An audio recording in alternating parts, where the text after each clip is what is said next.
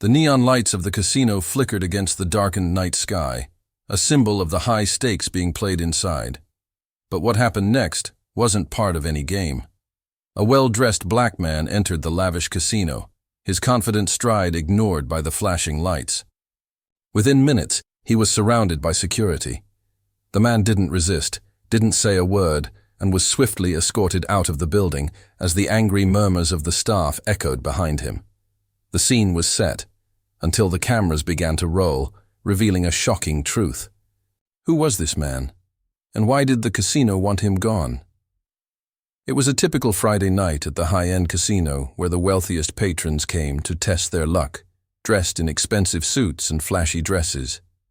The sound of rolling dice and clinking chips filled the air as the dealers expertly managed the tables. But then, amidst the crowd, a figure appeared. He was impeccably dressed, wearing a tailored black suit, a white shirt with a silver tie, and a confident air that caught the eye of anyone who looked his way. He had the look of someone who belonged, someone who knew the ropes of the casino world. But there was a problem. He was black. And in a casino notorious for its systemic bias, this was enough to draw the wrong kind of attention. As he walked through the entrance, a few patrons looked up, some in curiosity, others in judgment. The security guards, who had long been used to turning a blind eye to the actions of the rich and powerful, now kept their eyes trained on him. His movements were smooth and calculated, but the tension was palpable, as if he was already being judged before he had even sat at a table. By the time he reached the roulette table, the casino manager had already been alerted. Moments later, two burly security guards approached him, their presence overpowering, their gestures authoritative.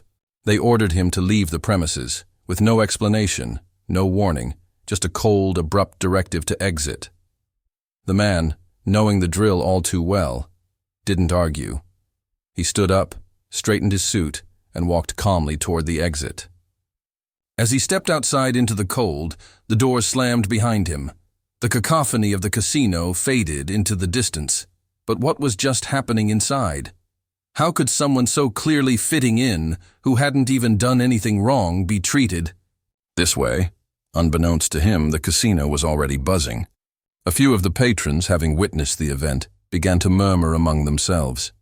The whispers grew louder as word spread. Was the man a criminal? A cheater? Had he done something wrong?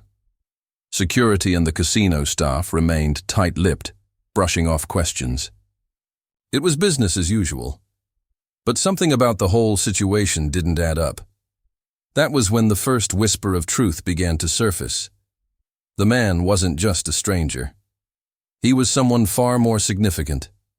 Across the street, hidden from the prying eyes of the casino, a small group of regulars began to piece together the mystery.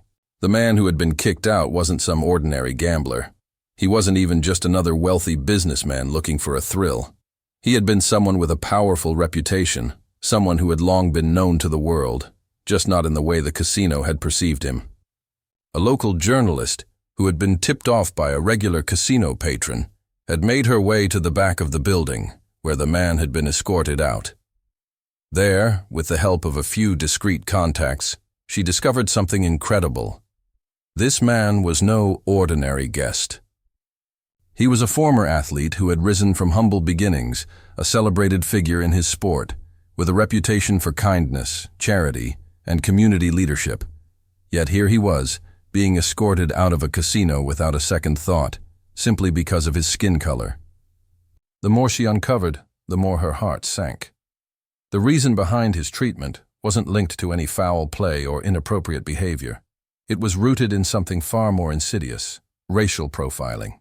He had been judged not on his actions, but on his appearance. The story began to unravel in the most unexpected way. The journalist had been given access to the casino's security footage, and what she found would change everything. The cameras showed every angle, every detail of the man's entry and his swift removal from the casino. But what the footage captured next stunned everyone who watched.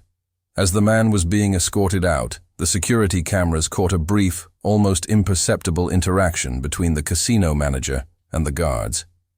The manager, a man whose face, was typically calm and unreadable, was seen checking the man's name on a private list.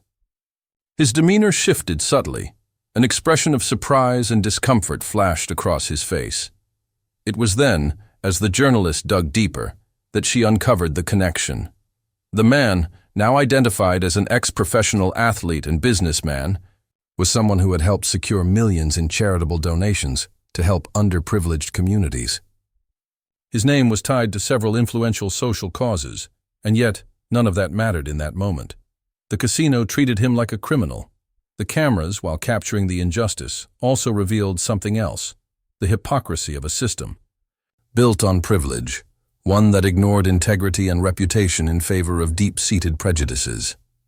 This was more than just a story about a black man being tossed out of a casino. It was a mirror reflecting the ugly truth of racial injustice that had been allowed to fester unchecked. As the video spread, so did the outrage. People who had once been blind to the systemic racism in such high-end spaces now saw it for what it truly was. The power of a single video revealed what was hidden in plain sight, and it was a reminder that actions have consequences, especially when they're exposed for the world to see. The video of the incident went viral, sparking heated debates across social media. The casino tried to deflect, issuing a standard statement that their security procedures were routine and that the man was simply asked to leave due to a misunderstanding. But the public was not buying it. People from all walks of life shared their personal stories of discrimination, many recounting their own experiences of being judged based on the color of their skin.